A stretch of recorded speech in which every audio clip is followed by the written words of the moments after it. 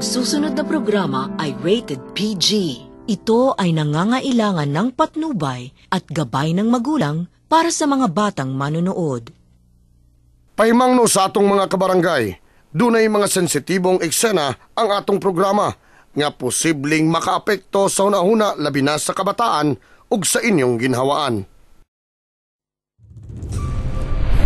Kakatiwalaan ng mas maraming Pilipino, ABS-CBN News and Current Affairs.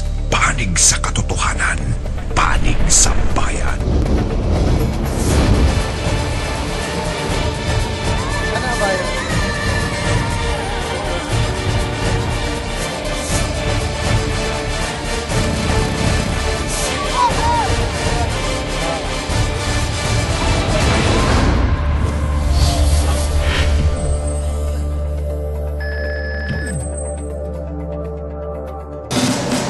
Dayag nga nagkadaghan na gayod ang nanag-iyag motorsiklo dinhi sa Dakbayan.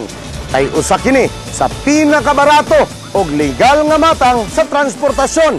Apan, kakambal niini ang daghang mga disgrasya sa kadalanan.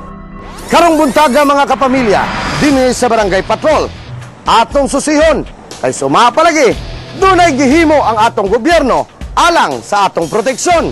Aron kuno kining mga nagamotor kaproteksyonan. Apan, doon na po mi nadiskubrihan. Luyo sa maayo ninyong intensyon, doon ay matawag nga peking proteksyon.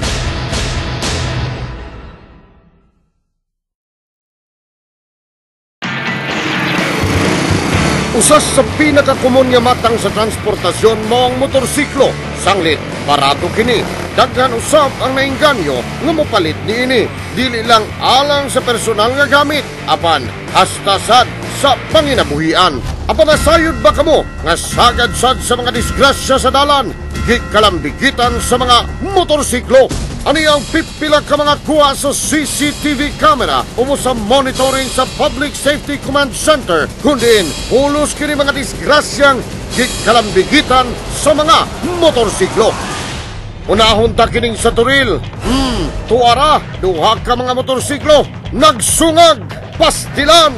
15 kaha ang naisala niini nga nagkipat-kipat raman ang traffic light. Niya pa sa Quimpo Boulevard, Kanto Sandawa. Pulos nagbeating the red light.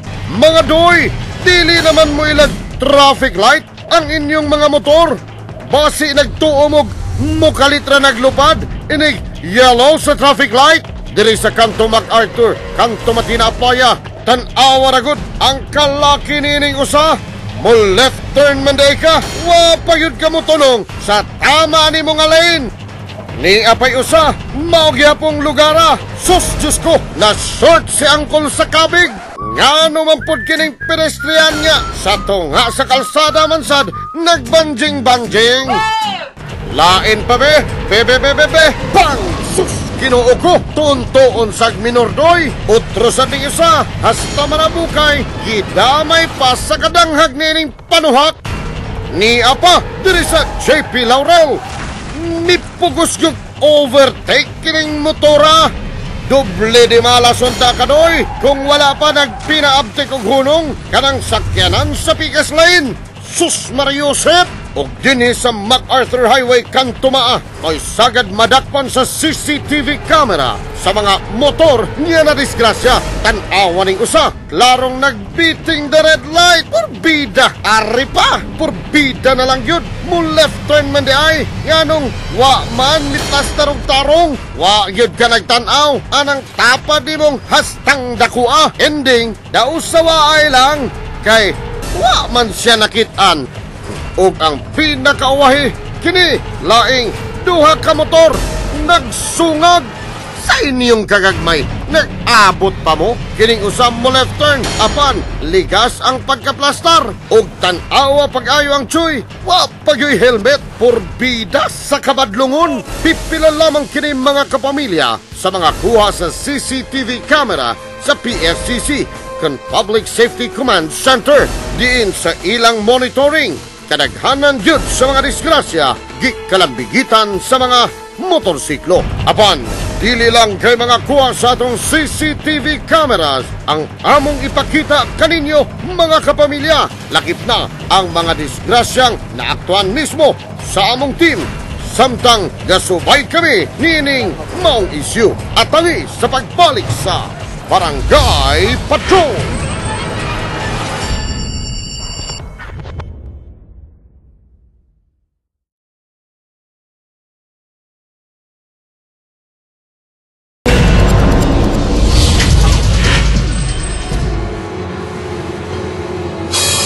Kagganiya sa Barangay Patrol, among gipakita kaninyo ang mga aktwal nga aksidente sa mga motorsiklo pinaagi sa kuha sa CCTV camera sa Public Safety Command Center.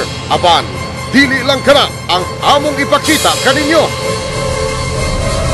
Kami mismo sa Barangay Patrol, naka-timing sad kami sa dalan o mga nipalintong sa dalan nga mga motor. Duha dayon ka insidente, sulod lang sa usa ka adlaw. Martes sa buntag sa dalang Padre Gomez, usa ka motorsiklo ang nibangga sa usa ka multicab. Wala may ICC marking ang iyang helmet. Apan, nakahimo kini pagluwas sa iyang ulo. Hinungdang ang abaga lamang niini ang nabali o napiyang. Mao ni siya ang mga disgrasya sa kalsada nga gusto natong ligayan. Ang paggamit og dili prescribed nga helmet posibleng makahatag nato ka delikado. Pero karong mga panahon na medyo gibuenas pa ni si brother kay dili ang ulo ang na-impact o ang naigo dinhi sa simento. Ang iyang lawas may naipit o medyo nalikayan niya na makabaton og kusog nga impact sa simento ang iyang ulo nga portion. Kung tanaw nimo wagi protection sa iyang naong, sa iyang panga. So dako ang tsansang mapungka kayang naong pero galing nagatubang siya sa simento nga natumba.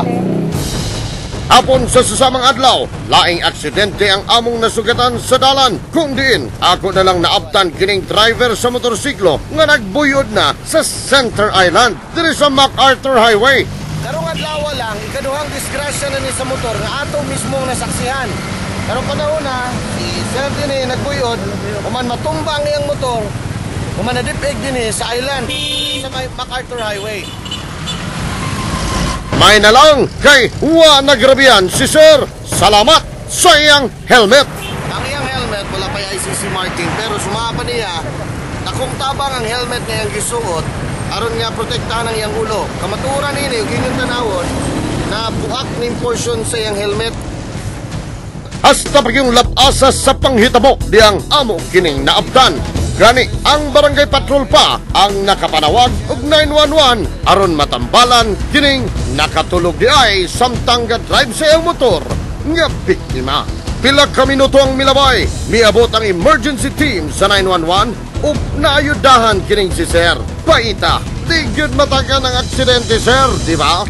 Matud sa Land Transportation Office 11, anaa sa 60 hangtod 80% sa kinatibuk ang ihap sa mga aksidente sa dalan ang gikalambigitan sa mga motorsiklo. Actually, ang motor accident, it accounts to 60 to 80% to total road accident. Kasi karamihan niya ng sasakyan, motorcycle. Yung mga na-admit sa ospital, karamihan doon ng mga aksidente, about 60% to 70% doon is motorcycle accident, karamihan ng na-admit sa ospital. Subay sa record sa Davao City Traffic Group, ni aging bulan sa Agosto lang, dunay 96 ka mga motorcycle accident sa syudad. Sa karong bulana lang, sa katong last month, August, nakalista sa tuwa nga involved og motorcycle sa accident. Natay 96. Kung atong kumputon, mugawas nga, dunay average nga, tulog ka mga aksidente sa usa ka adlaw.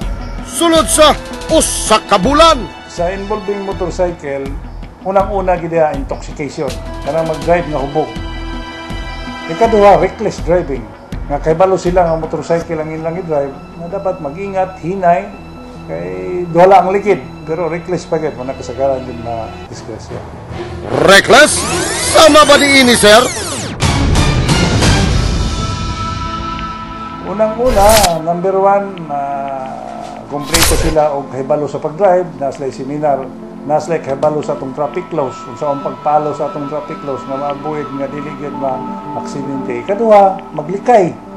Kay pareha na ng uban, pasuratoy lang, kay balo nga intersection, pakusog lang, was na kay balo nga naay sa pika, sa head-on.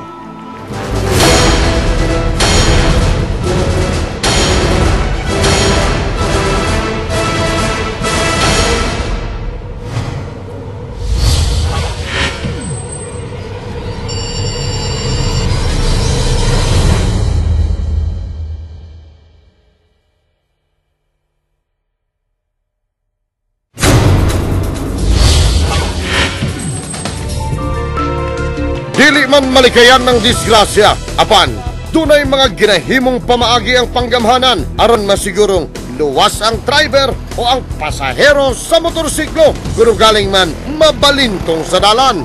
Gawas sa striktong balaod trapiko, strikto usab ang pagpatuman sa paggamit og helmet alang sa mga nagamotor.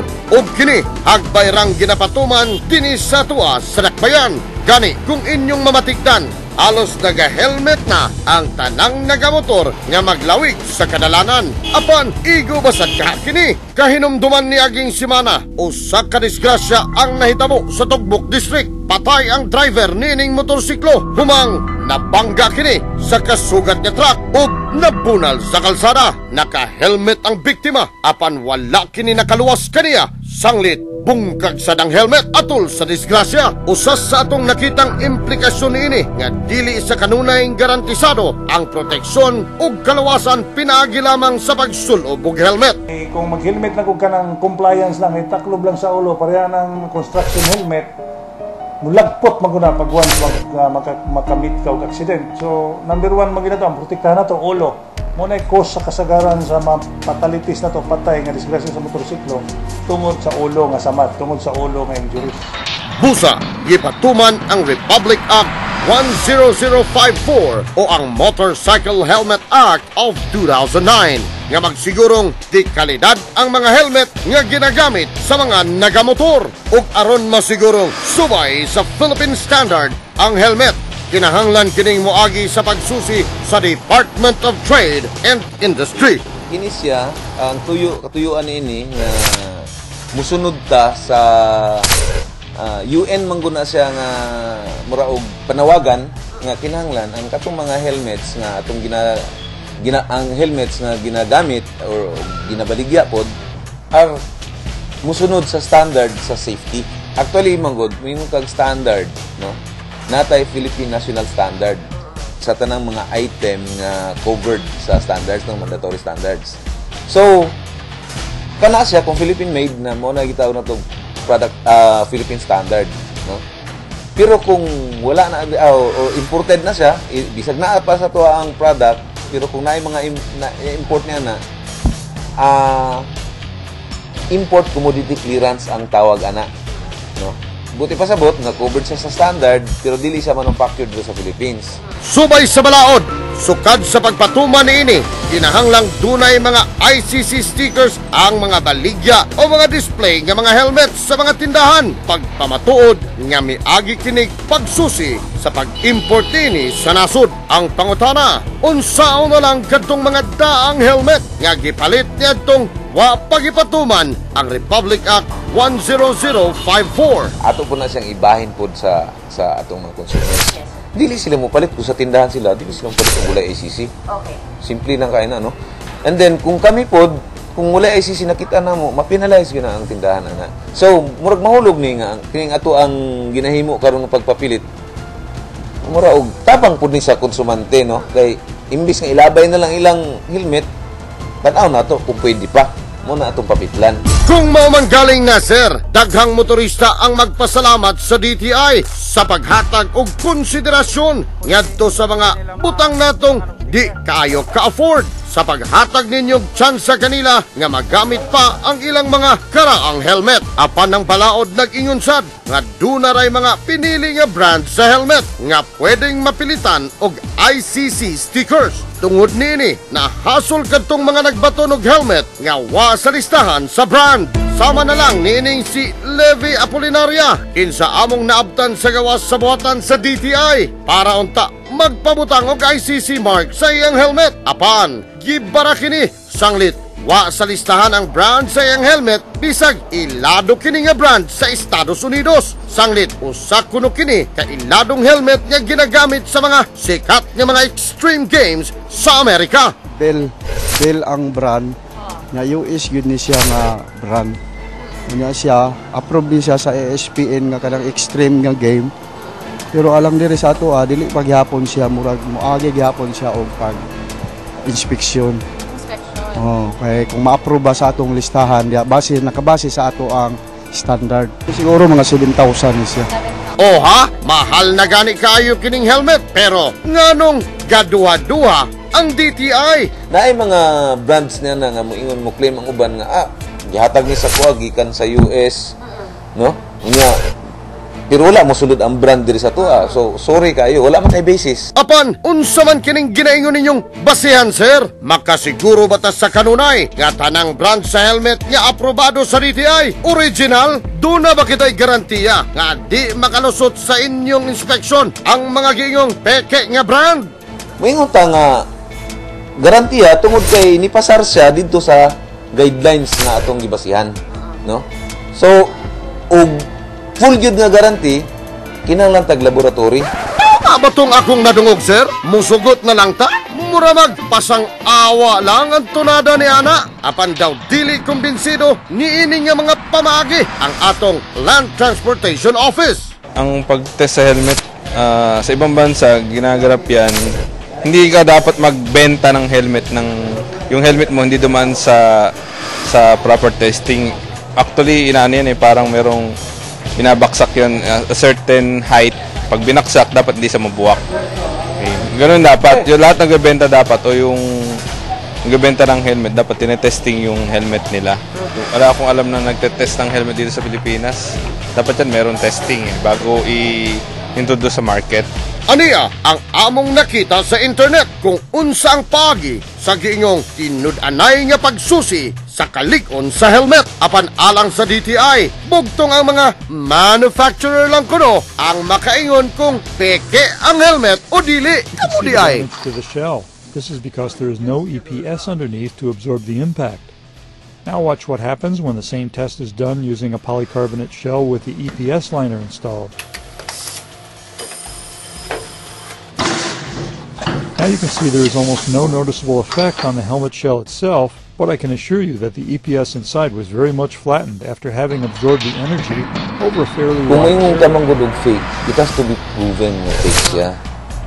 Otherwise, kung walay issue, bisag kami alanganin ni, mapugos gyud mi og hatag. Kay siyempre, ikaw pud mo reklamo man pud ka nga nganong inon ninyo nga fake ni, ma-prove ninyo nga fake ni. So, mingon siya kintay karon kay gipalit niya dito sa panog barato. Dili na nato na masulti kay ang unang-una manggod mo na nga kinahanglan ang expertise sa manufacturer. Usa ka tindahan sa helmet sa Uyanggurin ang among girombo og didto duna kami nadiskubrihan. Mga kapamilya, diri sa Uyanggurin, usa ka tindahan sa helmet ang atong giadtuan og kining mga helmet nga nasusunod sa shelf, yung original nga mga helmet ni. Tuod man, original na gumikan kay dunay mga ICC marking ang matag helmet ni gibaligya dinhi. Gani makita nato ang ICC marking niining maong mga helmet. Ug mo ni ang certification o certificate na nagpamatuod na kining maong mga helmet rehistrado sa DTI.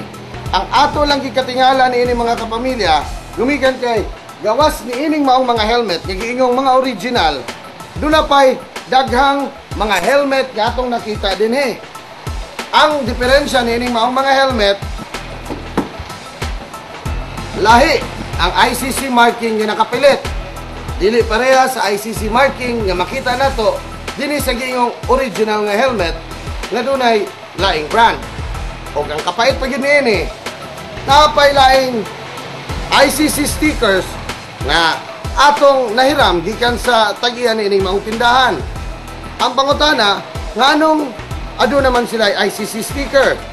Ug makita pud nato ang diferensya sa maong ICC sticker ikumpara sa giingong original nga helmet ug sa mga gipapilit sa mga helmet nga barato kaayo nilang gibaligya dinhi karon sa Uyang Gurin area. Kung inyong makitaan mga kapamilya, dunay duha ka man nagkalaing-laing ICC stickers. Ilang ipasabot sa tuwa nga kining duha ka mga stickers managlahing tuig ni 2010 to 2011 at kini 2011 to 2012 nga sticker. O hinungdan nga managlahi ang porma nining mga stickers. Ang ato lang yung ipangutahan din ug nganong naa sila yung daghang mga stickers nga susama niini ug sila ang nagapapilit ni ining mga stickers sa tanang helmet nga ilang gibaligya. Ang atong usa sa mga namatikdan din mao ning kalig-on sa helmet. Kani yung original. Oh, so lisod kayo nga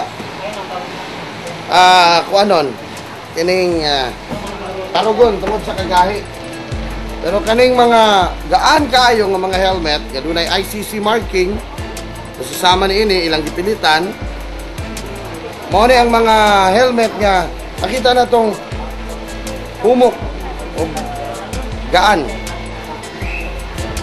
Kung inyo makita, kayang lugtion sa duha ka kamot. Ug daw, questionable sa DI kining mga stickers nga wala pa man napilit sa mga helmet. Sanglit, subay sa polisiya sa DTI, kinahanglang napilit na kining daan didto mismo at tool sa inspection sa kauluhan. Dapat kasi may testing yung yung pag ng helmet. Hindi lang basta merong pangalan.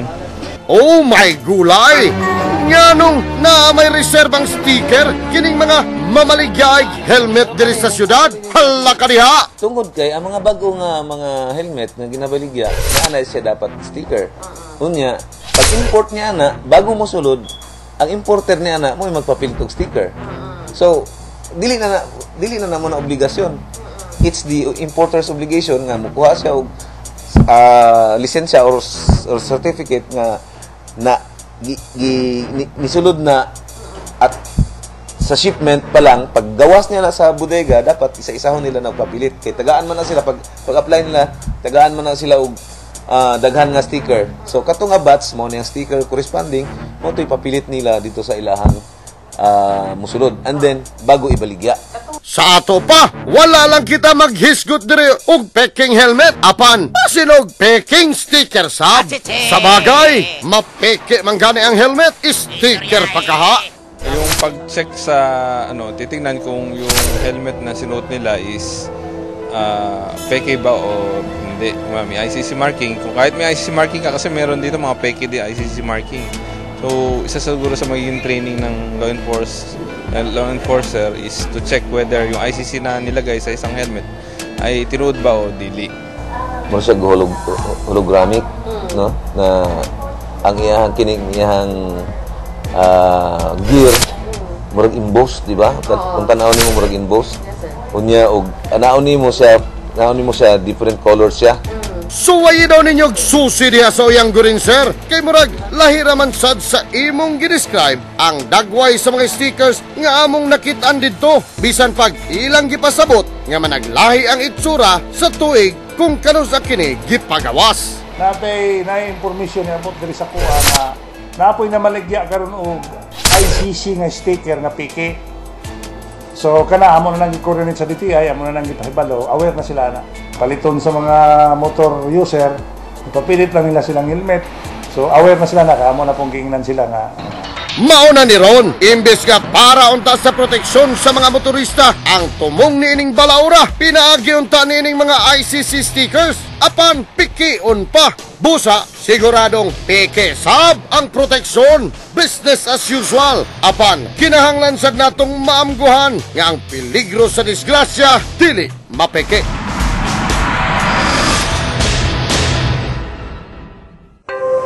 Nasayod kong daghan ka nato ang ginginingigan sa atong nakitaan sa atong episode karong buntaga. Ang inyong nasaksihan, mga tinuod nga panghitabo, nga disgrasya sa kadalanan, nga gikilambigitan sa atong mga motorsiklo. Ayaw nagpaabuta nga kamo pa'y makitaan sa atong CCTV camera. Busa, una mo sakyod niya ng inyong mga motorsiklo. Siguro ang kamao mo nga mo maneho. Og siguro usab nga samtang kamo gamaneho, kamo protektado. Sa inyong pagpalit og helmet, Ayaw siguro ang barato. Ang importante, kaya niining protektahan ang inyong mga ulo. Sa ato pong gobyerno, nga gitahasan, aron niya protektahan kitang katawhan. Gusto lang namong may bawaan. Kung inyo bang kasing-kasing, alang sa mga konsumante o dili alang sa mga negosyante. Sa gusto mo padangat sa ilang reklamo sa programang Barangay Patrol, i-text o itawag lang sa mga numerong makita sa inyong TV screen o i-post sa Facebook page Barangay Patrol. Kini ang inyong kapitan, Randy Cañedo.